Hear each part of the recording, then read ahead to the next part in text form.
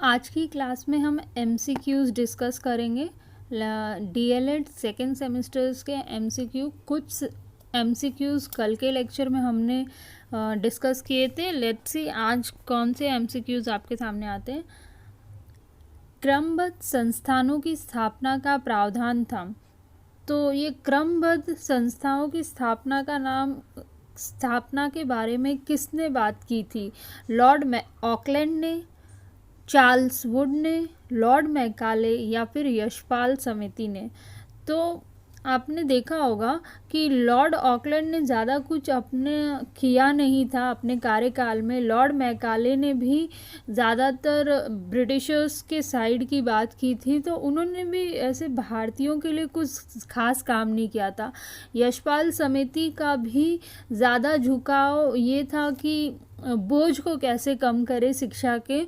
तो ये जो काम है क्रमबद्ध संस्थाओं की स्थापना चार्ल्स वुड के समय हुआ था। तो बाकी सब सारे आंसर हमारे गलत है ऑप्शंस, और चार्ल्स वुड करेक्ट आंसर है, क्योंकि चार्ल्स वुड के कार्यकाल के अंदर ही स्त्री शिक्षा के बारे में और अनुदान के बारे में जो आर्थिक दिक्कतें आ रही है उनको दूर करने के बारे में चार्ल्स वुड ने सोचा था और उसके बारे में काम किया था। उन्होंने धार्मिक शिक्षा ना दी जाए उसके बारे में भी बात किया था। क्रमिक विद्यालयों के बारे में बात की थी। उच्च शिक्षण संस्थानों के बारे में बात किया था कि हायर एजुकेशन के लिए स्कूल खोले जाए। पाठ्यक्रम को व्यवस्थित बनाने की बात की थी। शिक्षा का माध्यम, उत्तरदायित्व और उद्देश्य भी उन्होंने व्यवस्थित करने की बात की थी। तो चार्ल्स वुड के समय ही ये क्रमबद्ध शिक्षण संस्थानों की बात की गई थी। वुड का आदेश पत्र आया कब था? 20 जुलाई 1864, 19 जुलाई 1854, 19 जुलाई 1863 या 19 जुलाई 1894। चार्ल्स का जो आज्ञा पत्र था वो 19 जुलाई 1854 को आया था।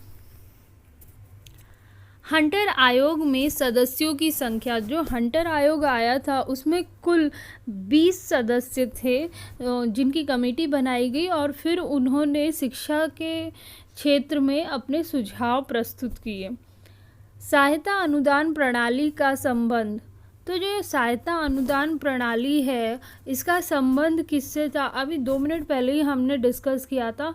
लॉर्ड ऑकलैंड ने कुछ खास काम नहीं किया था। मैकाले ब्रिटिशर्स की साइड थे। यशपाल समिति शिक्षा के बोझ को कम करने की बात कर रही थी। तो चार्ल्स वुड ने ये काम किया था।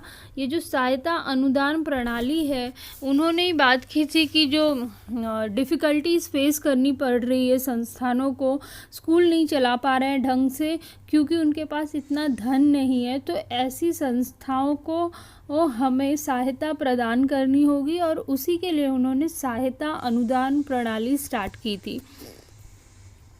भारतीय विश्वविद्यालय आयोग का गठन कब हुआ?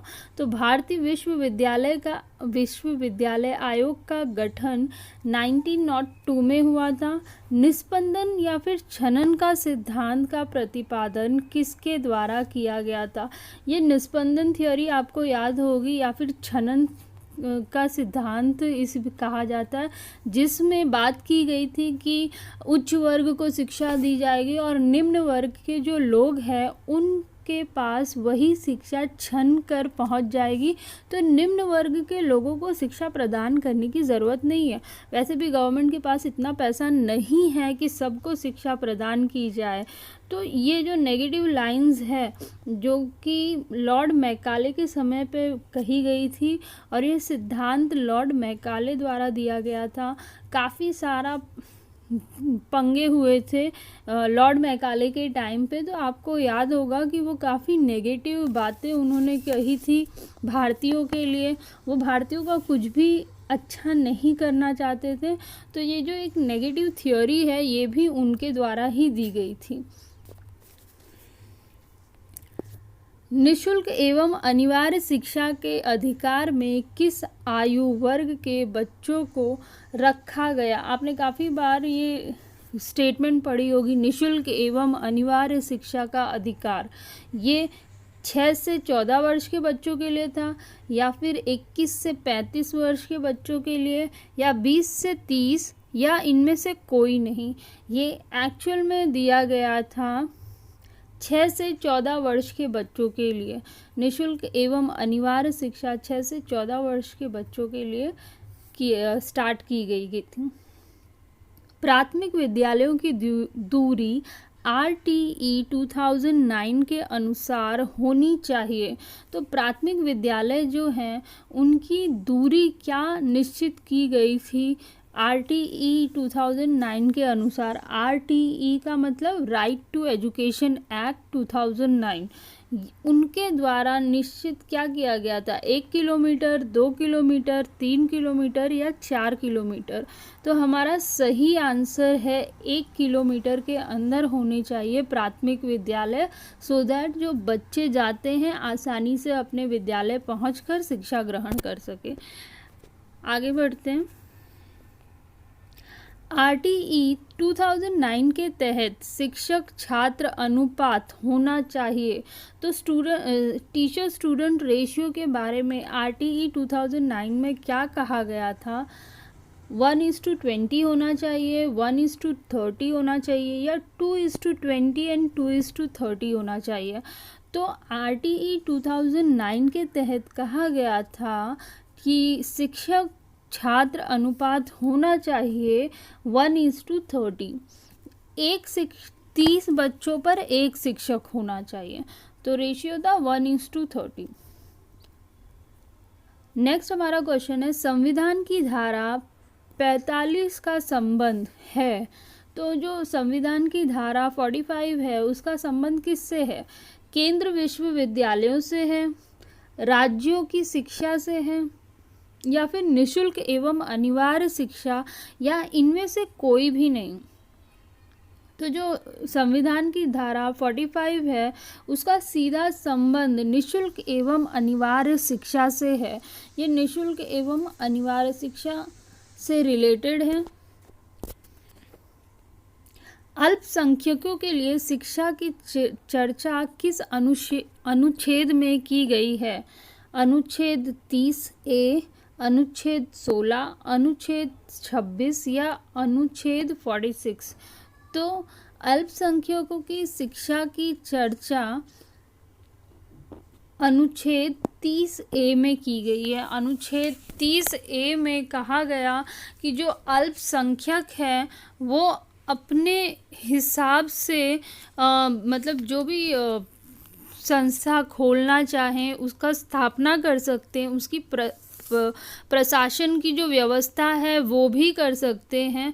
और ये अल्पसंख्यक चाहे वो धर्म की वजह से हो या फिर भाषा के आधार पे हो, किसी भी आधार पे हो, उनको पूरा अधिकार है कि वो अपनी संस्था, शिक्षण संस्था खोले और उसका प्रशासन कर सकें। तो अल्पसंख्यकों के लिए 30A में बात की गई थी। ठीक है, नेक्स्ट हमारा है, भारतीय संविधान में शिक्षा का उल्लेख कहाँ है? भारतीय संविधान में शिक्षा का उद्देश्य समवर्ती सूची में है, राज्य सूची में है, केंद्र सूची में, या इनमें से कोई नहीं। तो शिक्षा का जो हमने स्टार्टिंग से ही पढ़ा है कि शिक्षा कौन सी सूची में आती है, राज्य सूची में नहीं आती है, केंद्र सूची में नहीं आती है, इनमें से कोई भी आंसर नहीं है। इट कम्स अंडर समवर्ती सूची।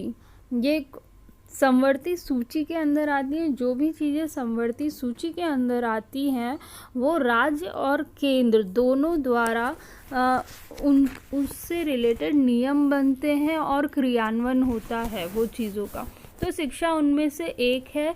शिक्षा समवर्ती सूची में आती है। राज्य और केंद्र सरकार दोनों मिलके इसके रूल्स एंड रेगुलेशन बनाते और इम्प्लीमेंट करते हैं। नेक्स्ट है, RTE 2009 के तहत प्राइवेट स्कूल में कितने प्रतिशत सीट गरीब बच्चों के लिए आरक्षित होती है? तो हम RTE 2009 में की बात कर रहे हैं, उसमें जो प्राइवेट स्कूल्स है उनके लिए क्या रूल बनाए गए हैं कि उनको कितना रिजर्वेशन देना है गरीब बच्चों को, 30%, 25%, 35% या 40%। तो हमारा आंसर है 25%। उन्होंने बात की थी कि आरटीई ने रूल निकाला था कि प्राइवेट स्कूल अपनी 25 सीट्स रिजर्व करके रखेंगे और वो गरीबों के लिए होगा।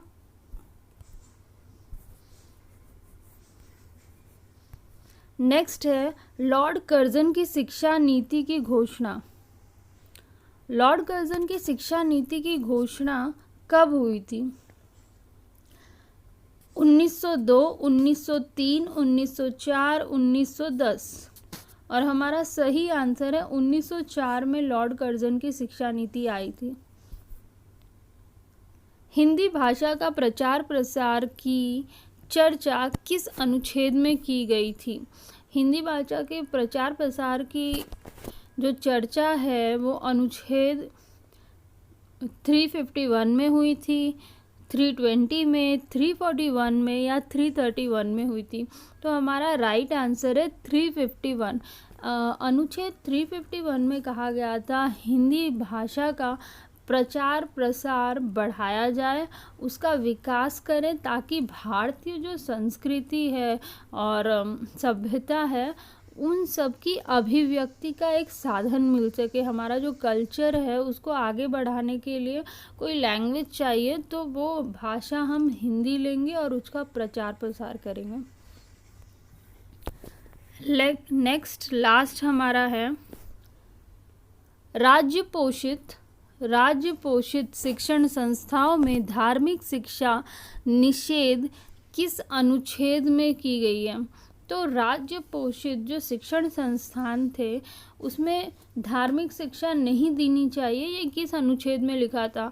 अनुच्छेद 28, अनुच्छेद 30, अनुच्छेद 32, अनुच्छेद 34। तो ये दिया गया था अनुच्छेद 28 में। कहा गया था कि जो राज्य पोषित है या फिर जो गवर्नमेंट जिनको पैसे दे रही हैं स्कूल चलाने के लिए, वो संस्थाएं किसी भी धर्म की शिक्षा पर्टिकुलरली नहीं देगी, किसी भी धर्म का प्रचार प्रसार नहीं करेगी, वो न्यूट्रल पढ़ाई करवाएगी बच्चों को। आज के लिए इतना ही।